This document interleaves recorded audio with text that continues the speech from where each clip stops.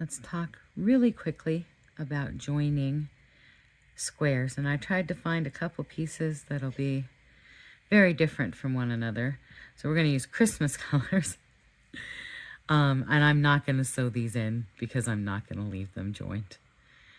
So what I just did is I made my slip knot for my hook. This is the right side. This is the right side. And I want them to be facing right sides together. One first way of doing this is to literally just single crochet them together. So I'm going to show you what you get when you do this. Just going to pull my end off to the edge here. I'm going to single crochet. And what I'm doing is I'm actually going into the spaces between stitches from the wrong side. So I'll show you. What I'm doing is lining up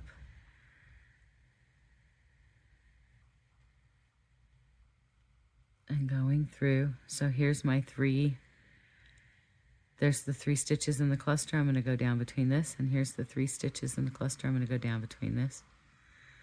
And like I said, I'm just loosely connecting them. So down through these and down through these. And then through the space between them. And then here's my next 3. So I'm going to go down through these. And then here's my next one. I'm going to go down through these. And then in the space between them, which is easier to find.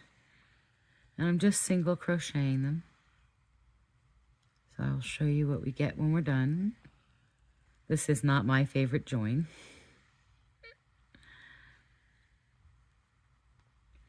And then in the corner, you would only want to make 1 stitch.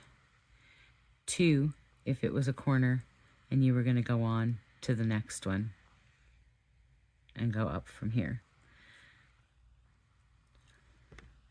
It gives us a sort of a fun, let's see if I can bring it up. Gives us a sort of a fun stitched look. And if you were looking for that, like making a scrappy blanket, or if your connecting color matched so that it would basically disappear, I don't like this one because I feel like it gums up the seam. I actually prefer this on a top edge if I'm looking for a scrappy look. Because now, as you see, all of my single crochets lay between the two, and I can still define the other 2 sides. Now, the way my grandmother showed me, I'm going to still put them wrong sides together. It takes a little bit more thought and a little bit more patience. I'm going to make myself my slip knot. I'm going to hang on to it for a second. The way she showed me is to go through the stitches that are closest together in those spots and either crochet them together. So I'm going to show you what happens when you crochet them together. I'm going to slip these through and then do a single crochet. I'll be able to sew my end back down. I do have these wrong sides together, I do. Okay. So what I'm going to do is on each stitch, I just want the side of the V closest to the other side. I'm leaving the other part of the stitch showing. All right, so then I'm going to do this one and this one. And here is this one. Like I said, it takes a little bit more patience, a little bit more time to pick them up. But you just want the ones that are closest together. So this one and this one. This one, this one. This one, this one. And you can go forever in a row this way, and when you come against these stitches from the other direction when you're sewing the next row the other way, you can just go right over it. And so your stitching color then begins to blend as its own barrier. I have accidentally, there we go. But what you get is this beautiful raised stitched row between them. Now, she also did this with a slip stitch. I'm not recommending a slip stitch because slip stitch can tend to get a little tighter when you're new. But that is another way to stitch them together. And then the final way is probably the way most people would teach it.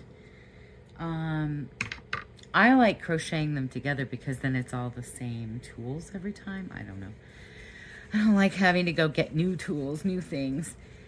And I find that sewing uses more yarn somehow. It shouldn't, but it feels like it does. All right, so what I'm gonna do is I'm gonna put my yarn in my darning needle. And this time,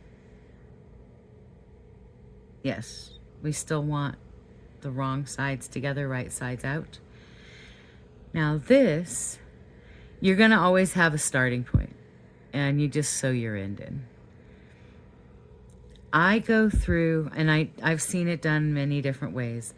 I go through all 4 stitches on one of the corners, and then I come around in a loop, and then I do just the 2 inside stitches.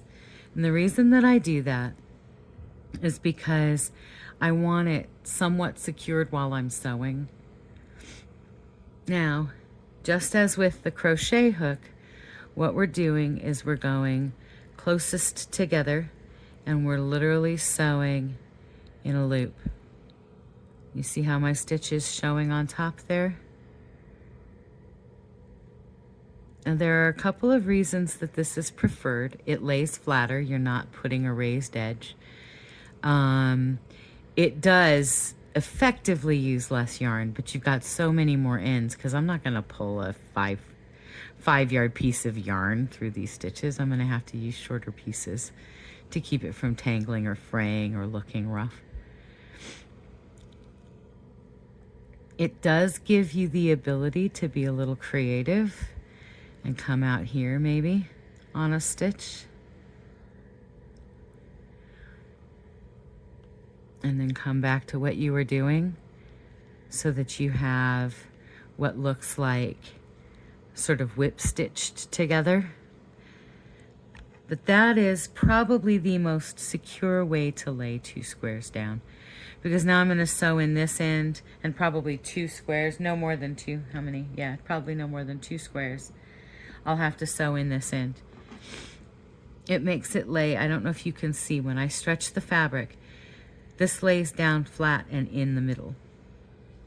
So if I had used the same color of red, it just looks like they were joined together. And so the reason that I'm showing you these is that soon we will be sewing many squares together. And this way you will have at least seen it once before it happens to you in a pattern.